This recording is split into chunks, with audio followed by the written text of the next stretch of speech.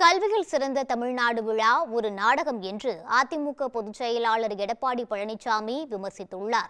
திண்டுக்கல் மாவட்டம் வேடசந்தூரில் பரப்புரை மேற்கொண்ட அவர் பள்ளிகளுக்கு மாணவர்கள் ஆயுதம் எடுத்து செல்லும் நிலை தமிழகத்தில் நிலவுவதாக குற்றம் சாட்டினார்.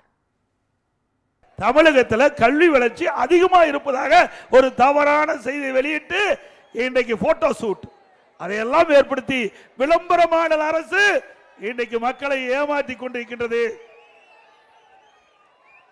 அது மட்டுமல்ல, இன்னைக்கு ஆரம்ப பள்ளியில பாத்தீங்கன்னா, அரசாங்க ஆரம்ப பள்ளியில பாத்தீங்கன்னா 5ஆம் வகுப்பு மாணவன் 3ஆம் வகுப்பு படிக்கின்ற அந்த பாடத்தை படிக்க முடியல. படிப்பது 5ஆம் வகுப்பு. ஆனா அந்த 5ஆம் வகுப்பு மாணவன் 3ஆம் வகுப்பு பாட புத்தகத்தில் படிக்க முடியாத ஒரு சூழ்நிலை தமிழகத்தில் நிலவி கொண்டிருக்கின்றது.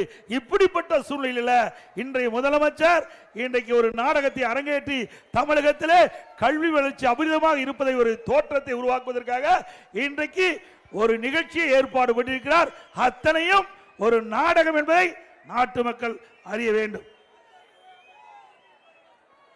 அதே போல இன்றைய தினம் நெல்லையில் ஒரு வகுப்பறையில் 2 மாணவர்கள் அரிவாளால் வெட்டிட்டாங்க.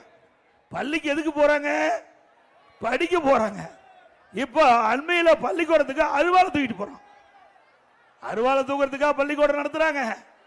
இன்றைக்கு வெட்கக்கேடான ஆட்சி.